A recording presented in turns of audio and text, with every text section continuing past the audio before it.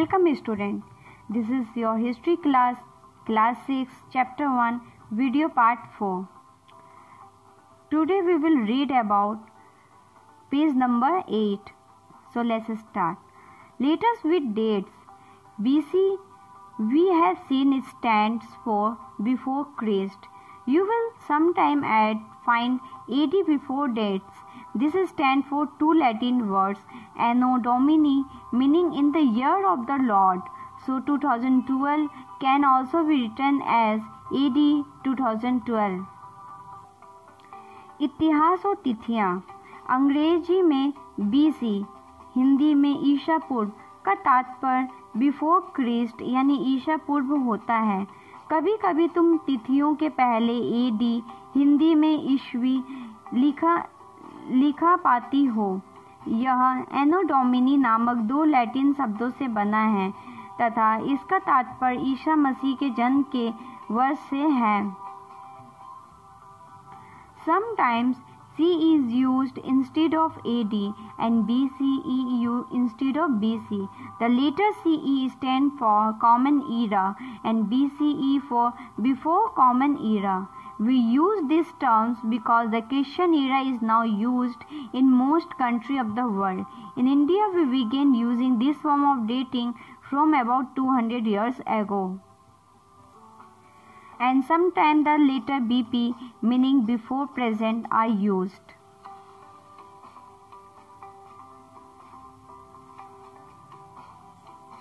कभी कभी AD की जगह CE तथा BC की जगह BCE का प्रयोग होता है.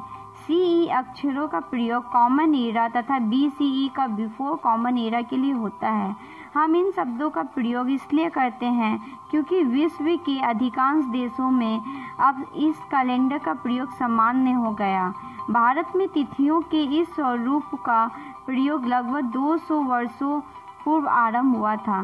कभी कभी अंग्रेजी के BP अक्षरों का प्रयोग होता है जिसका तात्पर्य बिफोर प्रेजेंट वर्तमान से पहले है. Elsewhere, we have seen that inscriptions are inscribed on hard surface. Many of these were inscribed several hundreds of years ago. All inscriptions contain both script and languages. Languages which were used as well as script have changed over time. So how do scholars understand what was inscribed?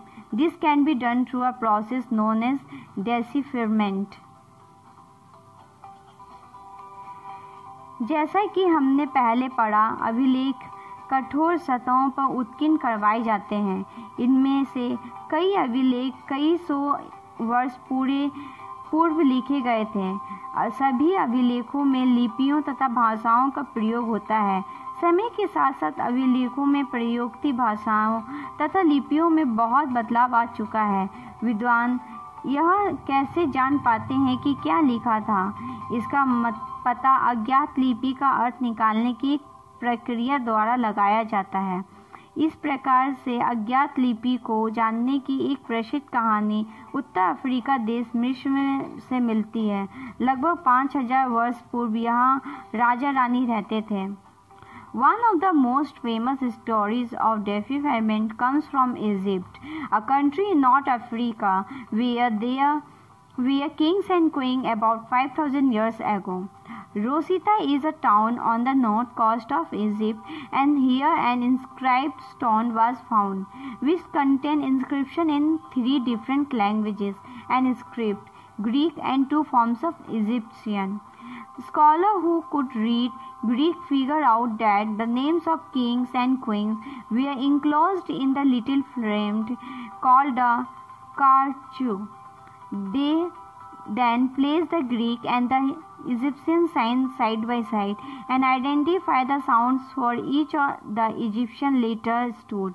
As you can see, a lion stood for L and a bird for A. Once they knew what the letter stood for, they could read other inscription as well. मिस्र के उत्तरी तट पर रोसोता नाम का एक कस्बा था. यहाँ से एक ऐसा उत्कीर्ण पत्थर मिला जिस पर एक ही लेख 3 भिन्न भिन्न भाषाओं तथा लिपियों यूनानी तथा मिस्र लिपि के दो प्रकार में है। कुछ विद्वान यूनानी भाषा पढ़ सकते थे। उन्होंने बताया कि यह राजाओं तथा रानियों के नाम एक छोटे से फ्रेम में दिखाए गए हैं। इसे कारतूस कहा जाता है। इसके बाद विद्वानों ने यूनानी तथा मिस्र संकेतों को अगल बगल रखते हुए मिस्र अक्षरों की समर्थक ध्वनियों की पहचान की। जैसा कि तुम देख सकते हो कि यहाँ एक अक्षर के लिए से और ए अक्षर के लिए चिड़िया के चित्र बने हैं। एक बार जब उन्होंने यह जान लिया कि भिन्न अक्षर किनके लिए प्रयुक्त हुए हैं, तो वे आसानी से अन्य अभिलेखों को भी पढ़ सकते हैं। This is the end of this video. We will read question and answer in next video. If you have any doubt, please let us know. We will try to clear your doubts in another video. अगर आपको कोई संदेह है तो कृपया करके हमें बताइए। हम अगले वीडियो में आपके संदेह को दूर करने का प्रयास करेंगे।